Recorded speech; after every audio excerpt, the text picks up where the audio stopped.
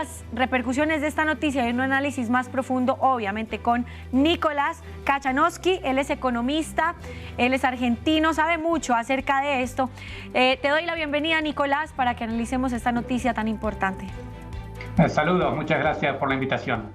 Bueno, arranquemos mirando qué es lo que pasa cuando un país alcanza el tope de la deuda. Bueno, lo que sucede es similar a cuando nosotros alcanzamos el tope de nuestra tarjeta de crédito. Hay dos opciones: o ajustamos nuestros gastos o conseguimos que el emisor de la tarjeta de crédito nos dé una extensión, ¿no? Nos permita gastar más dinero. Y es lo que tenemos en el caso de Estados Unidos, una vez más, que se llega al límite de deuda. Y la negociación es, por un lado, los republicanos le piden a la Casa Blanca: tenés que bajar gastos. Por el otro lado, los demócratas en la Casa Blanca dicen: no, queremos una mayor extensión para continuar con estos gastos.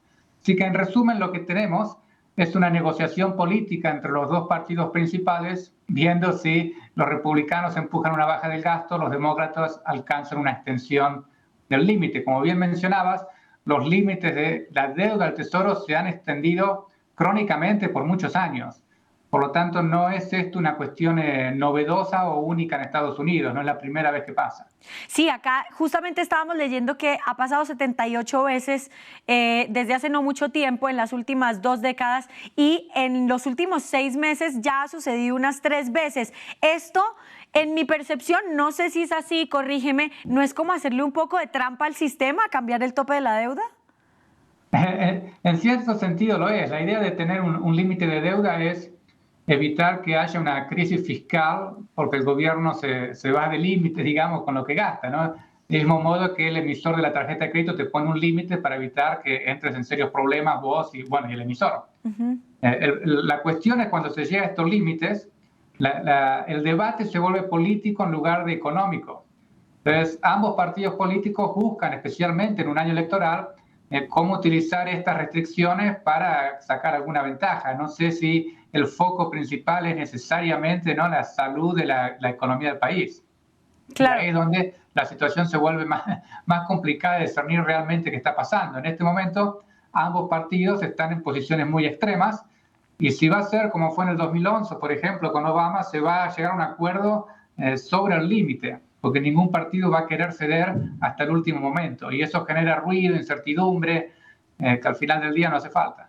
¿Y qué está reflejando que Estados Unidos haya llegado a este tope? ¿Que la economía interna está en riesgo? ¿Qué puede pasar? Bueno, por un lado, me parece que está mostrando la competencia que hubo quizás entre los republicanos de Trump y ahora los demócratas de Biden en ver quién ofrece mayor asistencia al mercado durante COVID-19, etcétera, y bueno, ahora hay que pagar las cuentas. Entonces, cuando se entra una competencia de ver quién gasta más, eventualmente o se entra una crisis fiscal o se chocan con límites de deuda, etcétera.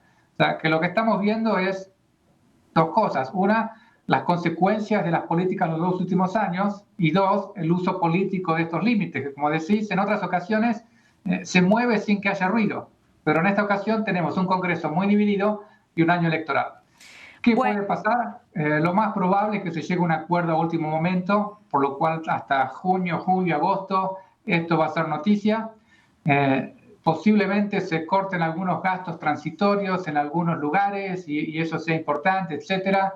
En la medida que Estados Unidos no decida algo extremo como defaultear su deuda, etcétera, que me parece muy lejano, vamos a ver algunos efectos, pero no necesariamente una catástrofe económica. Eso es algo que todavía se está lejos. Bien, eso bien. Ahora, para el estadounidense, una de las cosas más importantes es la plata. Time is money. La parte económica de Estados Unidos siempre ha sido una de las más fuertes. Están peleando 2 posiciones muy fuertes. ¿Quién tendría la razón en una futura decisión en el Congreso de la República?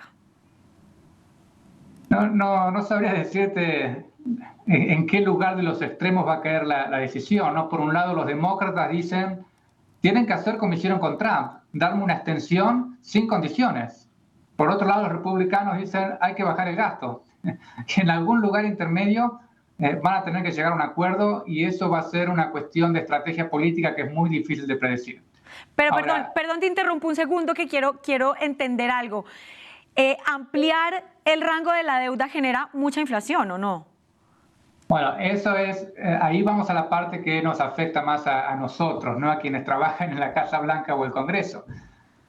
Esto genera algunos problemas. Uno es que todo este ruido político en torno a si el Congreso va a autorizar o no los mayores gastos, etcétera, genera incertidumbre, genera dudas.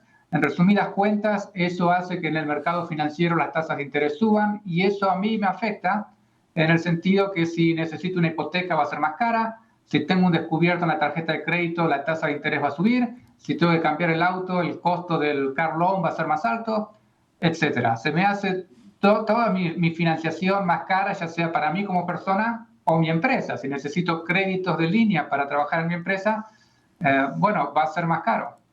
Entonces, el ruido político ya de por sí le genera un costo a la economía. Una salida que es poco probable en Estados Unidos, pero no la descarto, obviamente, es que se haga como se hace en otros países en Latinoamérica, donde el Banco Central, para decirlo de manera fácil, imprime dólares y se los da a la Casa Blanca para que los gaste. Entonces, la Casa Blanca no tiene que emitir deuda, recibe dólares frescos.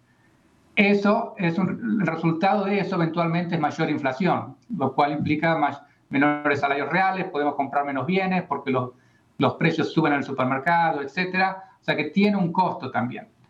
Exactamente cuál va a ser ese costo, lamentablemente estamos en las manos de ver cómo van a negociar republicanos y demócratas y qué van a decidir. Pues estaremos pendientes a ver qué resuelven, porque sin duda va a repercutir en todo el planeta la economía de Estados Unidos. Así es. Nicolás Kachanowski, economista, muchísimas gracias por haber estado con nosotros aquí. Feliz viernes. Gracias a ustedes.